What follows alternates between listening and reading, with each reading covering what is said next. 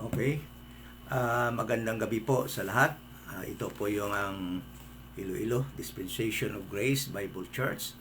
Sa muli po, andito kami sa 7040 7th Street, Lawan Village, Balantang, Haro. Yan po ang address namin Dito po kami house church every Sunday. At kasama ang mga RD, mga members of the Body of Christ na andito po malapit dito po nakatira sa Iloilo. At sa muli, mag-aaral po tayo ng salita ng ating Panginoon. At yung subject natin ngayon ay maganda ito. At tungkol po ito sa baptism. No? At yan yung topic na halos nakatago sa marami. Ang alam lang ng karamihan na mayroon lamang isang baptism, isang uri ng baptism sa Bible. Pero sa totoo lang, na marami pong baptism. Marami pong baptism sa King James Bible. At ang marami po diyan ay walang water, no? Not by water. At sa totoo lang, for 30 years po ako na naging Baptist, no? Hindi ko po nalaman na mayroon palang ibang klaseng baptism sa Bible. Never it was mentioned or preached by any pastor that I was with before, no? Hindi man lang yan sabi. Ang naituro lang po sa akin ay yung water baptism na baptism of repentance ni John the Baptist. Yan lang po. At alam ko rin po na sa napakaraming denomination, halos po yan lang din po ang nalaman nilang baptism sa Bible. Okay? So, ewan ko kung matapos ko po ito sa isang gabi lamang, pero kung hindi po natin matapos dahil ang pagkakaalam ko po, mayroon at least mga 6 baptism, ano? Kung mayroon pa kayong alam, pwede nyo rin idagdag. Pero akong 6 baptism na nakikita dito at yan pag-aralan po natin. At sinasabi na natin po ay isa lang yung may water at halos lahat wala na talagang water. Okay?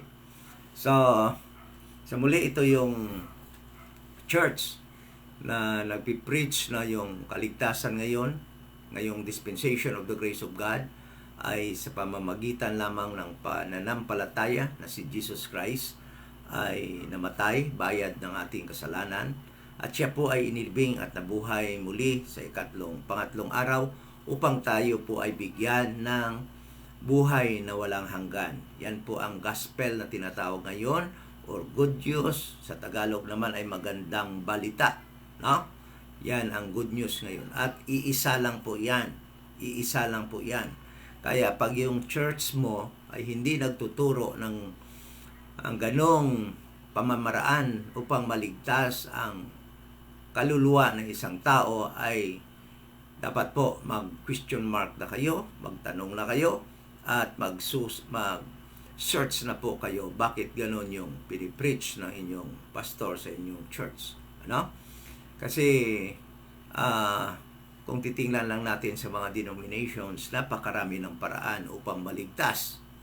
Ngunit, ang sabi ni Apostol Paul, iisa lamang yung gospel, kahit na daw angel o kahit na siya at kanyang mga kasama ang mag-preach ng ibang gospel ng kaligtasan, sabi niya, let him be accursed. No? So, ibig sabihin, pag nabasa natin yung Galatians chapter 1 verse 8, dapat magsikap na tayong maghanap, mag-search sa Bible kung ano ba ngayon yung gospel na tinuturo lamang ni Apostol Paul. Dahil yan lang pala yung makakaligtas ng kaluluwa sa panahong ito ng dispensation of the grace of God. Kaya pag yung gospel mo na pinaniwalaan, hindi yun ang pinipreach ng Apostol Paul, malabang, hindi ikaw ligtas.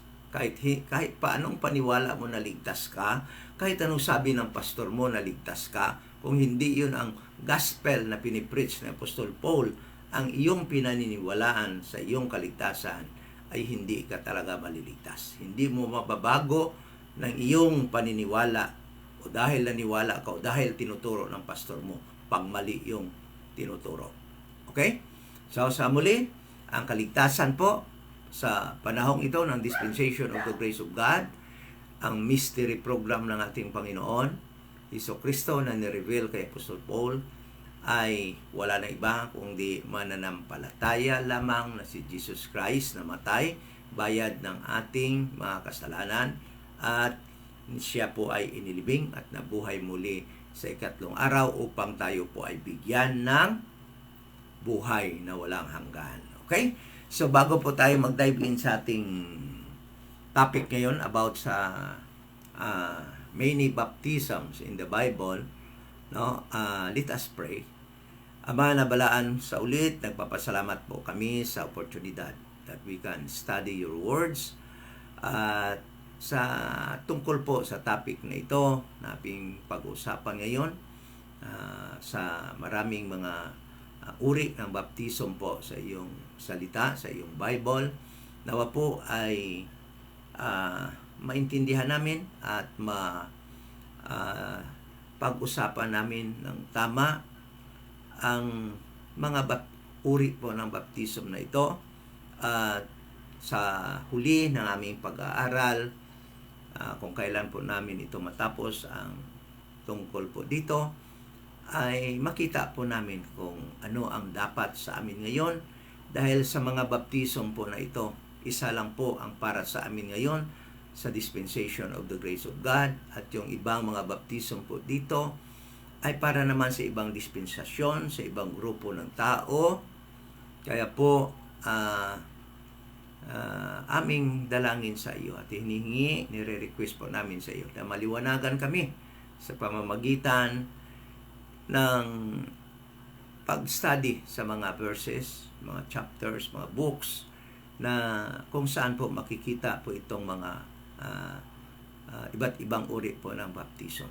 At prayer po namin sa aming mga friends na makakapanood po, na sana po ay bigyan lang po namin ng pag-intindi. Huwag po kami maging close sa aming natutunan at paniniwala sa matagal na panahon na mayroon lamang isang baptism sa iyong salita. And that is our prayer in Jesus' name. Amen.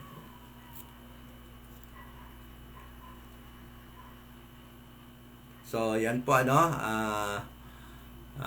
sa pag-aral natin ngayon. Umpisahan po natin sa unang-unang baptism na makikita po natin sa Bible. At yan po ang baptism na nangyari po doon sa habang tawag doon sa Tagalog, habang lumalayo po, habang umalis na sila ni Moses at yung mga Jews, mga Israelites doon sa Egypt, meron pong nangyaring baptism, at yan po ang una-unang baptism na makita natin sa Bible. Okay?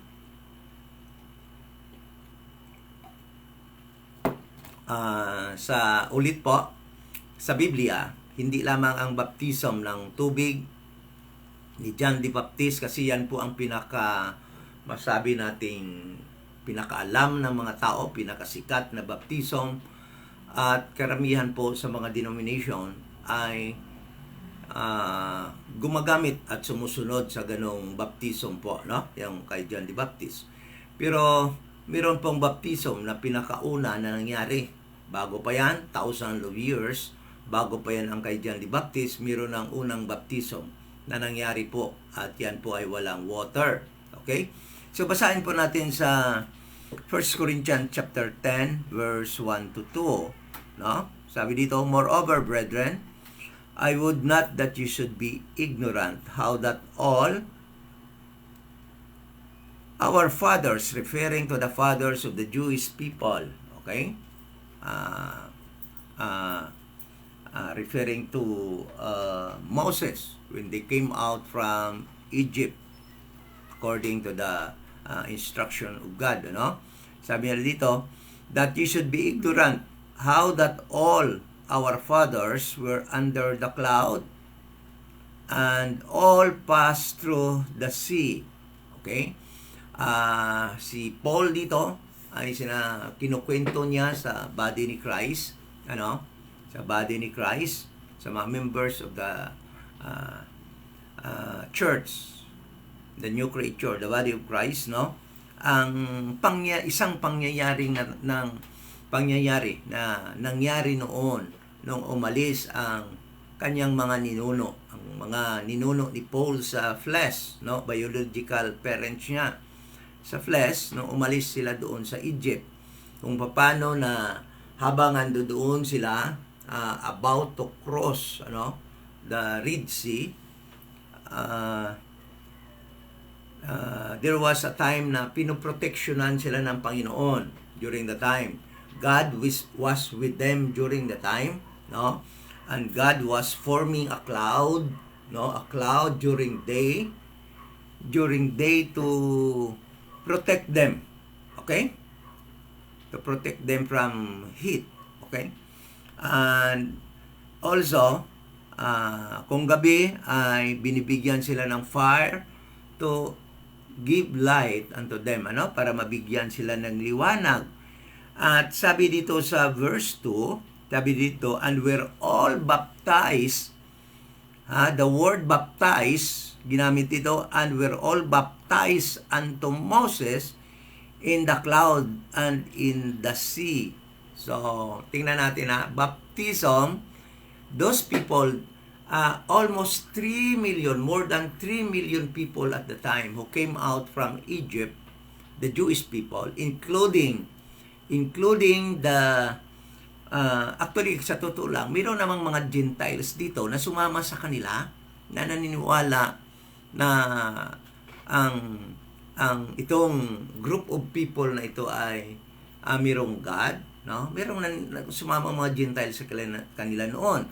And actually, when they came out from Egypt, there were more than 3 million Jewish people at the time who came out from Egypt. Then, sabi dito, at that time, nung umalis sila, and they are about to cross the Red Sea, sabi dito, they were all baptized unto Moses. So, titignan natin ngayon, what does this mean? Baptized unto Moses. Si Moses by water? Kasi kung yung baptism is almost water, by water, so imposible ito dahil si Moses hindi siya water. He was a human being. But sabi dito, the Jewish people, all those who came out of Egypt during the time, was baptized unto Moses. So, sisiguraduhin ko sa inyo na si Moses hindi tubig, kaya nang ibaptismo sila kay Moses, hindi ibig sabihin na nilublob sila sa tubig dahil si Moses ay hindi tubig. Ganito yon. Ang meaning ng baptism is this, or the word baptize. Ang meaning ng word na baptize, gusto ko ibigay sa inyo. It doesn't mean water. Okay? Ang ibig sabihin ng word na baptize is to be identified with. So during the time, they were identified with Moses. Okay? Yun ang unang meaning ng word na baptize. Pangalawa, joined. They were joined unto Moses. Isinama sila kay Moses. Or put into. Inilagay sila sa kay Moses. Or immersed. They were immersed unto Moses. Kasi pag alam nila, pag immersed, water ka agad. No. You can be immersed under the authority of a person. So during the time, all Jewish people were baptized or immersed under authority of Moses. Moses at the time was given by God the authority to lead the Jewish people who came out of Egypt. And that guy during the time has the authority, and all the people were immersed, submerged under his authority. Kung lalabas ka sa authority ni Moses, you cannot get out of Egypt during the time. Why? Because all the protection of God needed so that they can get out of Egypt during the time was given unto Moses. That is why every person during the time who wanted to go out of Egypt should be allowed himself to be immersed under the authority of Moses. Okay? So, yung panahon na yon, lahat ng mga Hudyo na sumama kay Moses, na baptize or na put into under the authority of Moses, immersed under the authority of Moses, joined, isinama sila kay Moses para sila makalabas sa Egypt, or they are identified with Moses.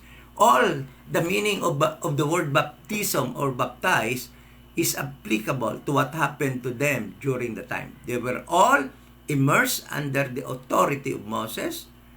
They were put into authority of Moses, joined unto Moses, identified unto Moses.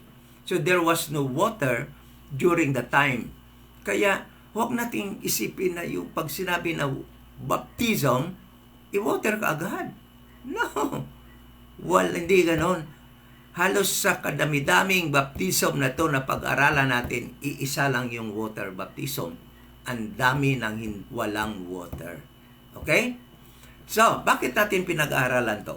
So that our friends in the denomination will know, upang malaman nila na hindi lang pala water baptism yung baptism sa Bible. Kasi pagka nakita nila dyan na baptism, kagaya ng baptism natin ngayon dahil may word na baptism, akala nila kaagad tubig na yun.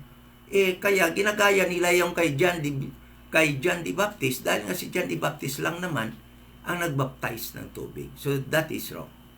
Kaya yung objective ng pag-aaral na to is to inform our friends in the denominations, in the religions, that there are so many baptism in the King James Bible. At karamihan diyan ay walang tubig na baptism. So pag-aralan natin lahat yan. Okay? So, yan ang unang baptism na nangyari sa Bible at walang water. Tandaan natin yan, ha? Baka mayroon pang magsasabi dyan na nung nabaptize sila kay Moses, sa tubig sila nabaptize, no? Sabi diyan, they were all baptized unto Moses. Isinama sila kay Moses.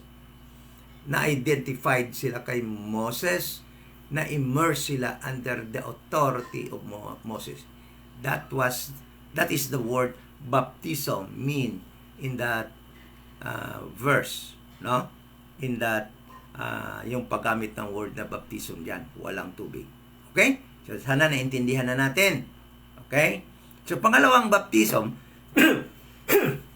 na makita natin sa Bible, pagkatapos niyan, kung basahin mo niyan, wala na talagang baptism pa. Yung susunod diyan yung kay John the Baptist. Okay, so pupunta tayo sa baptism ni John the Baptist. Okay? Tingnan natin yung nangyari nga muna. Tingnan muna natin yung nangyari. Ano ba yung nangyari doon sa mga Hudyo, no? So tingnan natin saglit yung Exodus chapter 13. Exodus chapter 13 verse 21. Ito yung nangyari doon sa panahon na yon, na sinabi ni Paul na baptism yon. They were baptized unto Moses. So punta tayo sa Exodus, please. Exodus chapter 13 verse 21. Sabi dito, and the Lord went before them by day in a pillar of a cloud. Yan yung nangyari doon. To lead them the way, and by night in a pillar of fire to give them light, to go by day and night. He took not away the pillar of the cloud by day, nor the pillar of fire by night from before the people. Yun nangyari, yung pillar ng cloud, no, by day, na nagpo-protect sa mga Jewish people when they were in the wilderness. They were about to cross the Red Sea. Kung araw, meron siyang pillar ng clouds. Kung gabi, meron namang fire, no? Pillar of fire by night to give light unto them, no? To guide them through that light. So, yung tawag nun, ni Paul, dinescribe yun ni Paul na during the time, they were baptized. The Jewish people were baptized unto Moses. So, it is very clear that the first baptism that happened in the Bible was not by water, but by baptism unto a person. No? Moses, all the Jewish people were immersed during the time under his leadership. Isinubmerged sa ilalim ng kanyang leadership ni Moses. Yan yung baptism na yan. Okay? So, let's go to pangalawang baptism natin makita sa Bible. Okay? So, John's baptism. Titingnan natin dito sa Matthew chapter 3. Matthew chapter 3, dito natin makita yan at saka kay John. Dito sa Matthew chapter 3, sinasabi dito, in those days, verse 1, in those days came John the Baptist preaching in the wilderness of Judea. So, instead of preaching inside the temple, John the Baptist was preaching where? In the wilderness of Judea. Okay? And saying, this was the cry of John the Baptist, repent ye, for the kingdom of heaven is at hand. So that was the cry of John the Baptist for the Jewish people. Okay? Tandaan natin na si John the Baptist is a prophet, a Jew. He was sent by God to preach the kingdom that was at hand by baptism of repentance. No? Sabi dito, repent ye, for the kingdom of heaven is at hand. That was John's message. Yung Israel as a nation should repent because the kingdom, what kingdom? The kingdom that was promised to Abraham, that was promised to Isaac, that was promised to Jacob, to Moses, and to King David, that the Jewish people, the nation Israel, the 12 tribes of Israel, will become a great nation. Okay? A great nation, a kingdom, a nation of priests. Yan ang promise kay Moses, and will become the eternal kingdom. Okay? The eternal throne of that was promised to David. So, yan yung ibig sabihin niyang repent, for the kingdom of God is at hand. So, sabi ni John the Baptist in verse 11, I indeed baptize you with water unto repentance. So, it was very clear that John the Baptist was baptizing the Jewish people, not a Gentile, not a single Gentile during the time in his days of John the Baptist. Wala siyang nababaptize doon na Gentile, ha? Jewish people, sabi niya dito, I baptize you with water unto repentance, but he that cometh after me is mightier than I, whose shoes I am not worthy to bear. He shall baptize you with the Holy Ghost and with fire. So apart from John's water baptism or repentance, he mentioned another one baptism, which is by the Holy Ghost and fire. Okay? So another baptism pa yon. But uunahin muna natin yung baptism na ni John the Baptist. So John the Baptist, no? When he was asked, no? Punta tayo, ano ba ang purpose ng baptism ni John the Baptist? So punta tayo sa John chapter 1. John chapter 1. Dito kasi makita natin kung bakit nagbabaptize si John the Baptist. Anong reason bakit siya nagbabaptize? John chapter 1. Ito, 30 years na ako nabaptize. Dati hindi ko pa alam kung bakit nagbabaptize si John the Baptist eh. Bakit siya nagbabaptize ng tubig. Pero ito pala yung reason. Sabi dito, basahin ko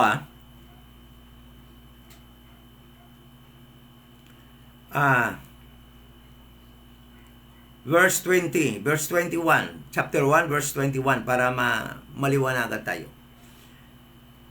John chapter 1, verse 21, and they asked, verse 19, umpisahan natin verse 19. And this is the record of John, when the Jews sent priests and Levites from Jerusalem to ask him, who art thou? So the Jewish people and the priests, the Jewish people sent priests and Levites. Nagpadala sila ng mga priests at Levites. Alam naman natin yung mga priests, galing yun sa family lamang ni Levi, tinatawag ng mga Levites, kaya ang tawag sa kanila Levitical priesthood. So, nagpadala ang mga Jews, from Jerusalem, pumunta doon sa Jordan River to ask him, who art thou? Tinanong siya, sino ikaw? Then ito yung sagot ni John the Baptist. And he confessed and denied not, but confessed, I am not the Christ. So, di naman siya nag-confess kung sino siya at ano siya, but ang sinabi niya, sigurado na hindi siya ang Kristo. He was not the Christ, the promised Messiah, the King of the Jews. Verse 21.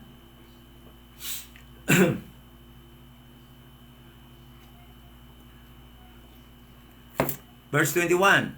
And they asked him, what then? Art thou Elias? And he said, I am not. Art thou the prophet? And he answered, no. Verse 22. Then said they unto him, who art thou? That we may give an answer to them that sent us? What sayest thou of thyself? Verse 23.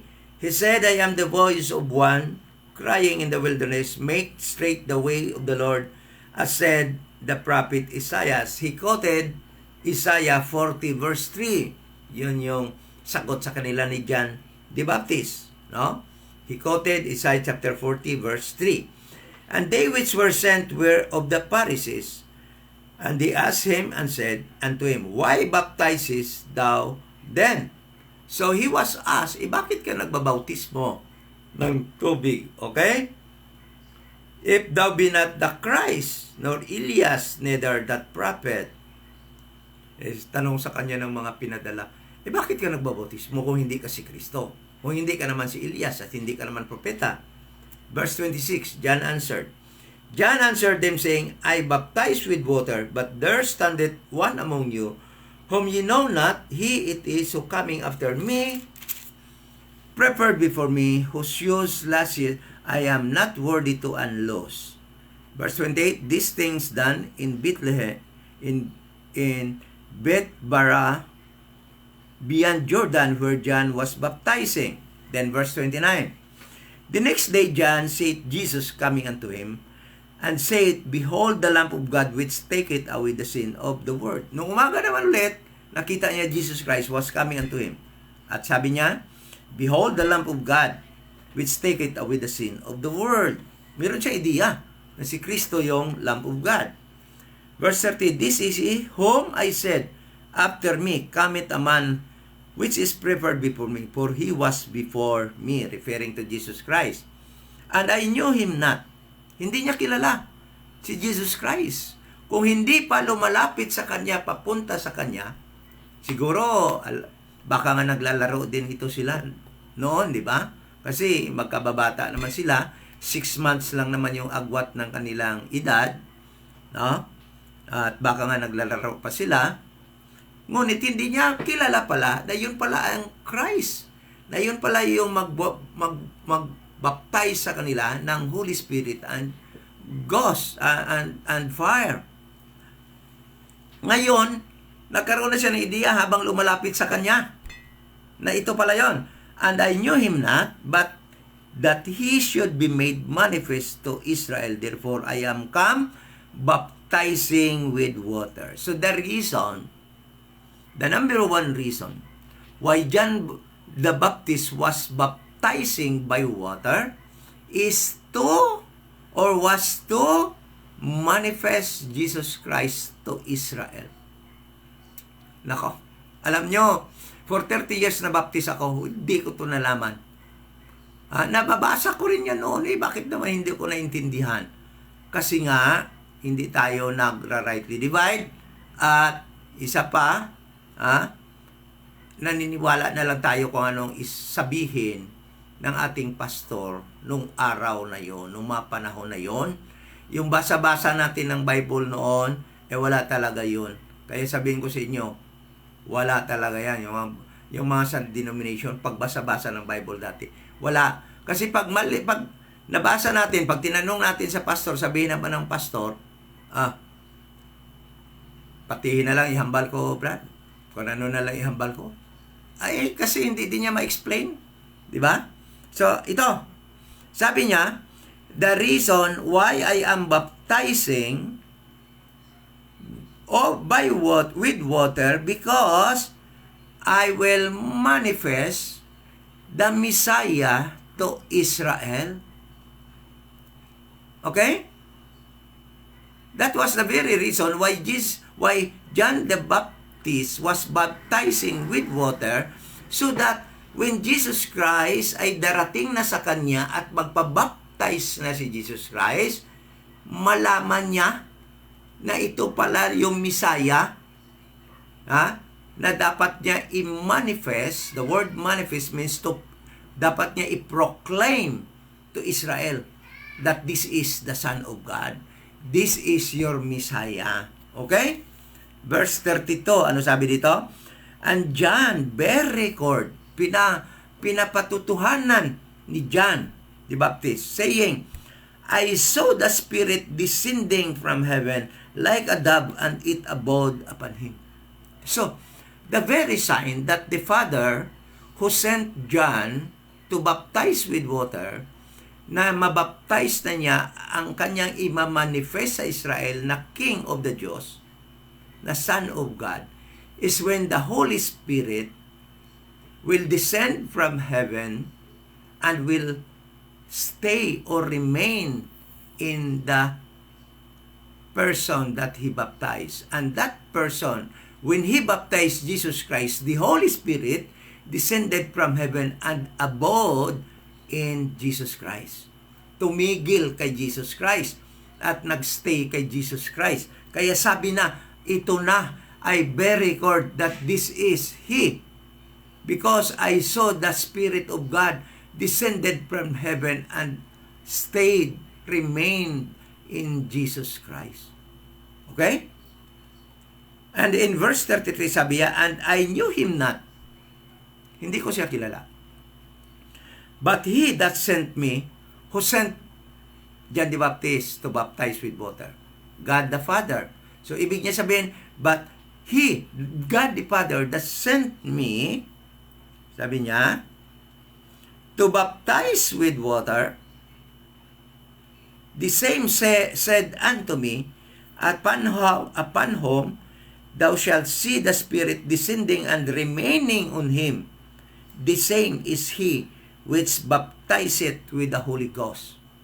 Kaya alam na alam niya kung sino yung magbabaptize sa Israel ng Holy Ghost. Alam niya na si Jesus Christ. Yan na. Kasi nung ibaptize niya si Jesus Christ, ang Holy Spirit na ibinigay ng God the Father na sign na makikilanlan na si Kristo, yan na yan ang King of the Jews, yan na yung Son of God, is bababa ang Holy Spirit at manatili sa Kanya. That was the very reason why John the Baptist was baptizing with water. No? Hindi yon para magiging like figure na para sa atin ngayon. Hindi. Hindi yun para magiging first step of obedience para sa atin ngayon. Hindi yun. Hindi yun ang reason bakit nagbabaptize si John the Baptist. Na sinasabi ng mga denomination ngayon na para magiging first step of obedience, para magiging like figure natin ngayon. No. Hindi totoo yun. Maling-mali yun na pagtuturo ng mga denominations. Okay? Sabi dito, verse 34, "And I saw and bear record that this is the Son of God." Okay? Kag sabi niya, kag pinapatutuhanan ko at na ito talaga siya ang anak ng Diyos. Okay? So that was nung makita na ni John the Baptist na ando doon yung Holy Spirit kay Jesus Christ, sabi niya, pinatotohanan ko na ito na talaga yung anak ng Diyos. Okay? Tingnan mo, that was John the Baptist proclamation or manifestation of Jesus Christ to the Jewish people. But how? Ano naman ang ginawa ng God the Father? Paano naman siya pre-proclaim ng God the Father nung siya ay mabaptize ni John the Baptist? Balik tayo doon sa Matthew chapter 3. Okay? Sabi dito, nung si Jesus Christ na mabaptize ni John the Baptist, as per record of Matthew, in chapter 3 of Matthew, verse 17, sabi dito, verse 16, umpisa natin. "And Jesus, when he was baptized, went up straightway out of the water, and lo, the heavens were opened unto him, and he saw the Spirit of God descending like a dove, and lighting upon him." According to Matthew. Ito yung record ni Matthew. Ito yung account ni Matthew. Okay? Then sabi dito, "And lo," verse 17, "a voice from heaven," God the Father was speaking during the time. He was proclaiming to the Jewish nation. Anong sabi ng God the Father? "This is my beloved Son, in whom I am well pleased."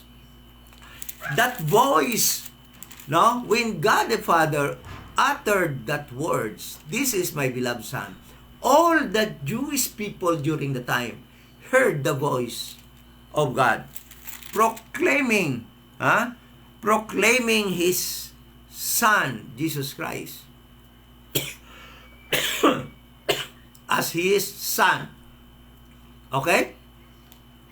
John the Baptist manifested him to the Jewish people. This is the Son of God. This is the one who will baptize you with the Holy Ghost. But God the Father himself, when Jesus Christ was baptized by John, God the Father himself proclaimed Jesus Christ to the Jewish people, "This is my Son, my beloved Son, on whom I am well pleased." So, that was the very purpose of John's water baptism. To proclaim, to manifest Christ to the Jewish people. Another purpose of John's water baptism. Okay? So, bakit hindi lang si Jesus Christ ang kanyang binaptize? Kasi yung purpose niya is to proclaim Jesus Christ unto Israel by way of water baptism. Okay? Bakit? Nagbaptize pa siya ng maraming tao. Sabi niya, "Repent ye, for the kingdom of heaven is at hand." Sabi niya dito. Then sabi dito, then, verse 4, 5, "Then went out to him Jerusalem and all Judea and all the region round about Jordan, and were baptized unto him in Jordan, confessing their sins." Okay? Why they are confessing their sins? Because that was God's promise that if they will confess their sins, God will hear in heaven and will forgive their sins. So, at this moment of time, they have to confess their sins so that their sins will be forgiven and they will be baptized by water. Bakit kailangan other than Jesus Christ? Bakit yung mga nag-believe, kag nag-confess ng kanilang kasalanan, ay kailangan i-baptize with water? Why? Because this nation that was at hand, the kingdom that was at hand, that kingdom, the nation Israel become a nation of priests. Alam niyo ba yon? Na kung si Kristo na magiging king dito sa mundong ito, sa earth na ito, at magre-reign siya for 1,000 years, ang nation Israel is a nation of priests. And through that nation of priests, who will preach to all Gentile nations, so that all Gentile nations will be blessed by that kingdom, by that nation of priests. Kaya nga, yung mga tao na yan sa Jerusalem, sa Israel, sa nation Israel, in Jesus' reign, those people, magiging priests sila. Kaya nga, binabaptize sila because they will become a nation of priests. They will become a priest in the nation of priests. Bakit? Kanino ba na i-promise yun na maging nation of priests sila? Tingnan mo. Exodus chapter 19. Ito yung promise kay Moses. Sabi dito sa Exodus chapter 19,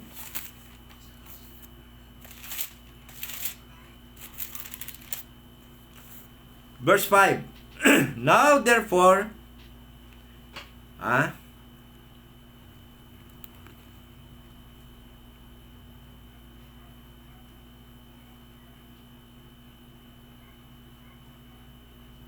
sabi dito, now therefore, if you will obey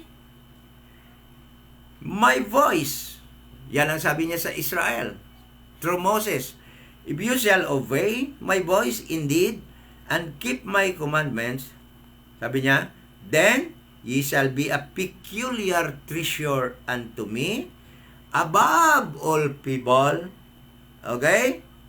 Above all people, then, for all the earth is mine. Verse 6, and ye shall be unto me a kingdom of what? Of priests. Verse 6. And an holy nation, these are the words which thou shalt speak unto the children of Jacob, of Israel. Yan yung promise ng Panginoon sa kanila, that if you will just obey my commandments, I will make you a peculiar people. You are a treasure unto me, above all nation, above all other people, and I will make you a kingdom of priests. So, ibibigay na sa kanila, sa panahon ni John the Baptist, at hand na yung kingdom na yun, na maging kingdom of priests sila.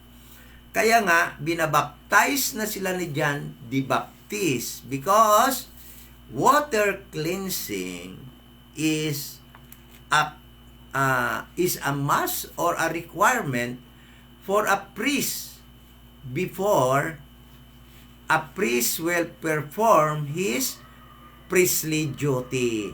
O, tingnan natin. Tingnan natin makita yan. Anong instruction sa kay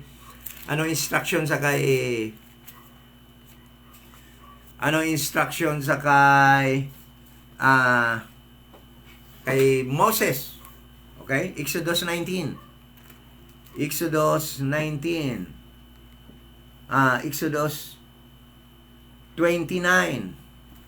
Exodus 29. Chapter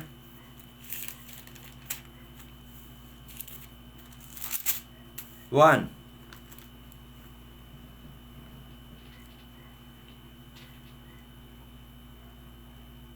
Sabi dito,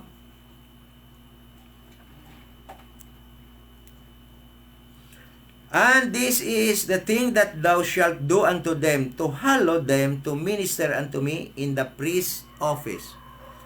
Referring to the Jewish, to the Levites, to the Levitical priesthood, the sons of Aaron. Okay?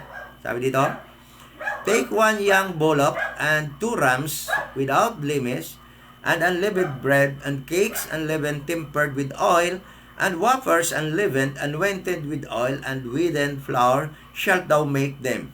Verse 3, and thou shalt put them into one basket, and bring them in the basket with the bullock and the 2 rams. Verse 4, and Aaron and his sons, who was Aaron? The brother of Moses. And Aaron and his sons thou shalt bring unto the door of the tabernacle of the congregation, and shalt wash them with water. So,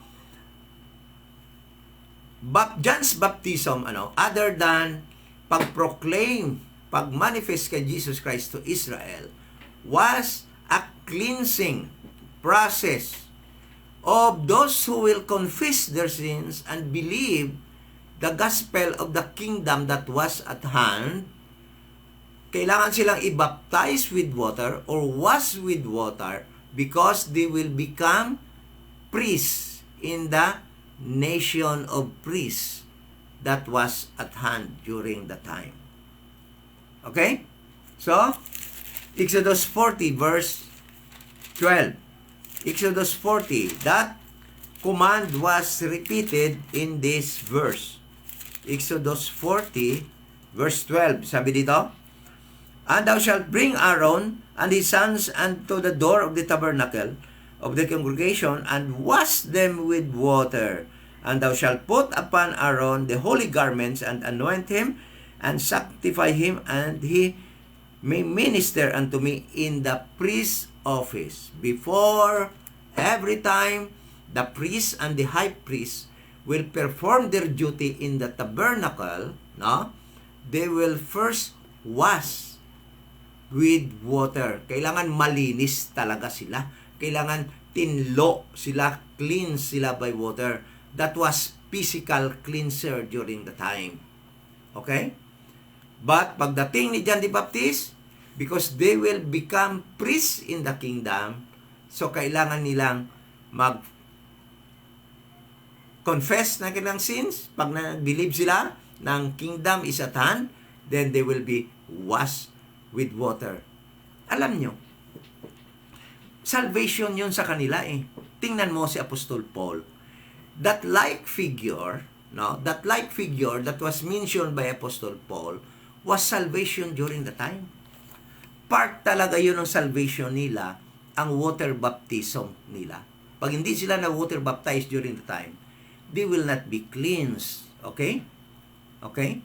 Because during the time, wala pa yung blood ni Jesus Christ.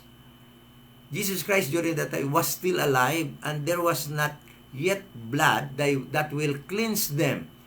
That ang kailangan during the time was water so that they can perform their duty in the kingdom that was at hand. Kung nabigay na yung kingdom sana. Kaso nga na-postpone. So, tingnan mo, sabi ni Peter kung ano yung baptism nila by water. 1 Peter 3:10-21. 1 Peter 3:21. Sabi dito, 1 Peter 3:21. Pakibasa nyo dyan sa inyong mga Bible.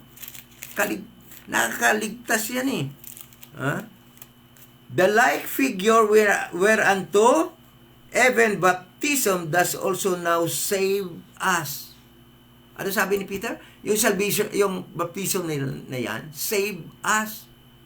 Sabi niya dito, not the putting away of the filth of the flesh, but the answer of good conscience toward God by the resurrection of Jesus Christ.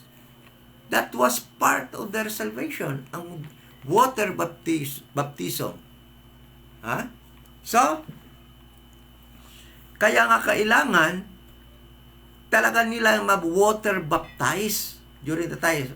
That was physical cleansing for the priestly office na magpe-perform sa kingdom ng kanilang priestly office and high priest office. Tingnan mo, bakit si Jesus Christ na-baptize? Yung tanong na dapat din masagot. Bakit si Jesus Christ? Dahil kung yung baptism ni Jesus Christ was baptism of repentance, bakit? Meron bang dapat i-repent si Jesus Christ? Bakit siya nag-submit ng baptism, water baptism? Tingnan natin, balik tayo sa John.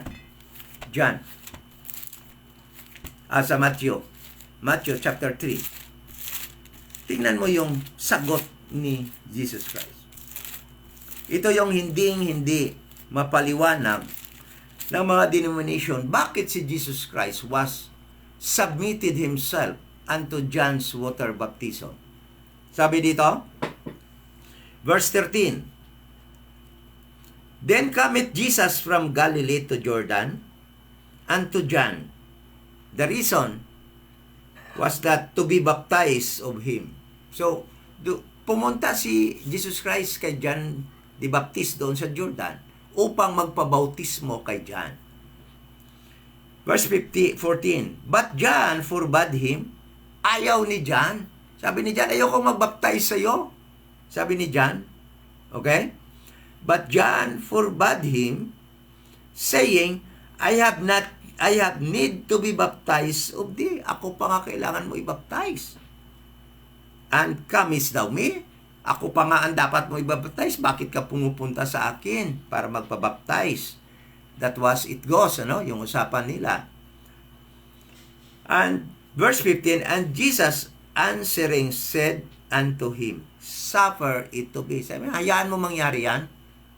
Suffer it to be so now, for thus it becometh us to fulfill all righteousness. Then he suffered him. Bakit sabi ni Kristo?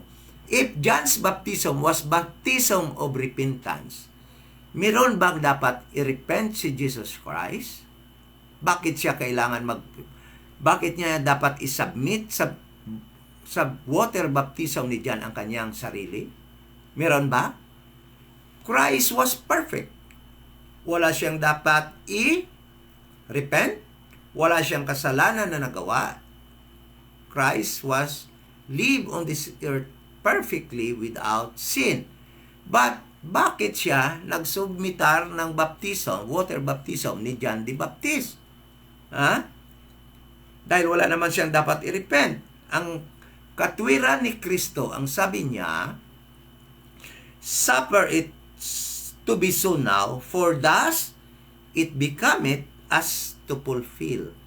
Both of them, kung gagawin nila yon, both of them will fulfill righteousness. Ma-fulfill nila ang righteousness. What righteousness? Ano ba ang nagre-require ng righteousness during the time? The law requires righteousness. Di ba? Yung kanilang law. So, dapat nila i-fulfill yung requirement of the law. Ano yon? Dahil na si Jesus Christ ay magiging what sa kingdom of priest? Si Jesus Christ ay magiging high priest in the kingdom of priest. So, the high priest, kagaya ni Aaron during the time, he was the high priest, but he subjected himself to be washed by water before mag-perform ng high priest office in the tabernacle. So ngayon, dahil si Jesus Christ ay magiging high priest sa nation of priests na kung saan siya mismo din ang king, siya din ang high priest, kailangan ang requirement of the law, the righteousness of the law that was required by the law, na yung high priest kailangan ma-cleanse by water before mag-perform ng kanyang office ay bilang high priest in the kingdom, kailangan ni Jesus Christ yon i-fulfill. Kasi Jesus Christ came na to abolish the law not to disobey the law, not to destroy the law, but to fulfill the law. And that requirement of the law, that a high priest should be washed by water, should be fulfilled by both of them, John the Baptist and Jesus Christ. Nakuha natin? Kaya si Jesus Christ nag-subjected himself unto John's baptism. Kasi nga, kailangan magiging high priest na siya sa kingdom of priests, sa nation of priests, na magre-reign siya for 1,000 years. Kaya kailangan niya ma-fulfill ang righteousness that was required by the law. And both of them, John and Jesus Christ, could fulfill ng righteousness na yon. Dahil si John ang magbabaptize sa kanya, ang magwawas sa kanya. Okay? Naintindihan na natin bakit si Jesus Christ nagpabaptize? Those are the reason why John the Baptist was baptizing with water. It is not for our first step of obedience today as taught by the Baptist and other denomination. Maling-mali yun. Walang verse na magsusupport ng kanilang claim. Kanila-kanila lang yun. Actually, yung baptism ngayon ay ginagamit nila ang baptism ni John as first step of obedience to their pastor, not to God. Okay? So, it is not a like figure sa baptism natin in this dispensation of the grace of God. Hindi din pwede yon. Wala ding verse na magsusupport yon na like figure yung baptism ni John by water.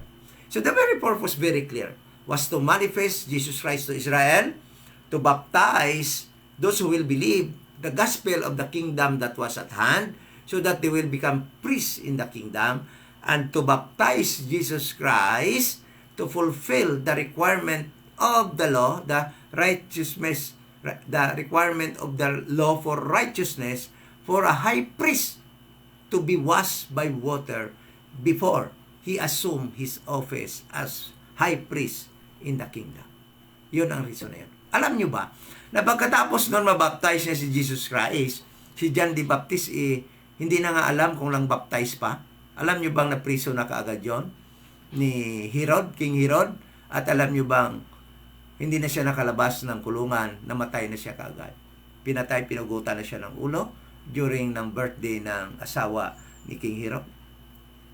Kasi hiningi ng anak ni King Herod ang kanyang ulo. Alam nyo ba yon? Bakit? Tapos na kasi yung trabaho niya. To prepare the way of Jesus Christ.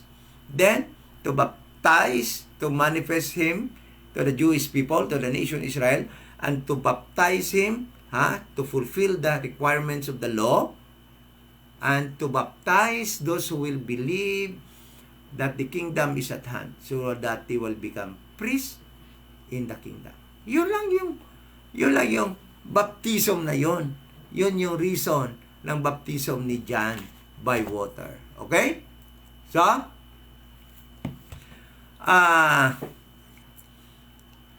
meron pa isang baptism na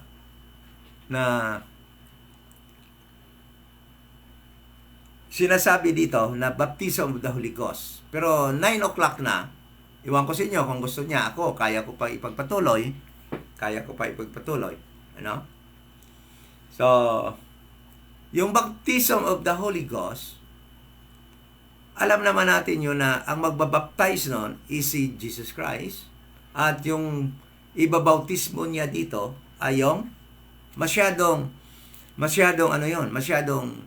clear na yung baptism of the Holy Ghost is for the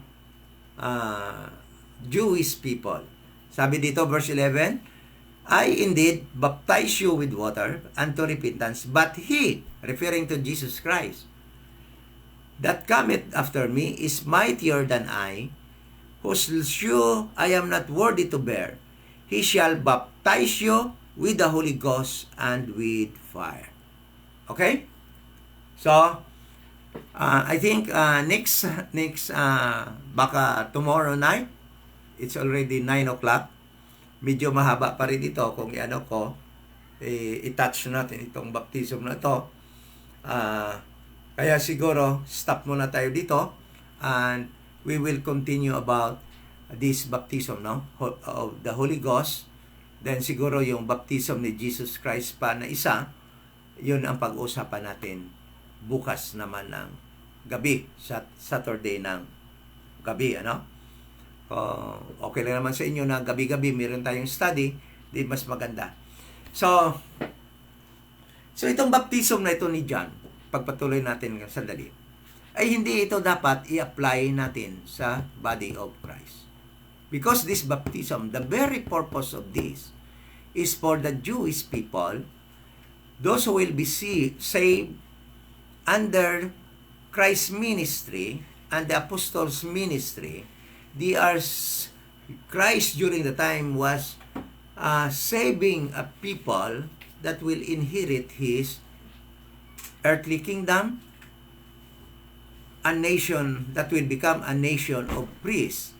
Kaya yung mga naligtas doon, kailangan talaga i-baptize by water because that was their preparation for them to become a priest in the earthly kingdom of Jesus Christ.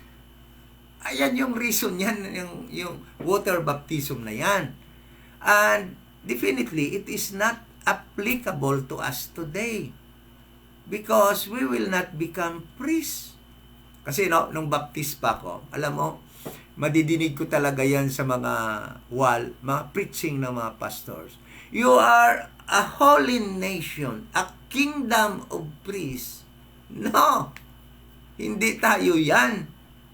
We can never claim that verse when Peter spoke that or wrote that in his book.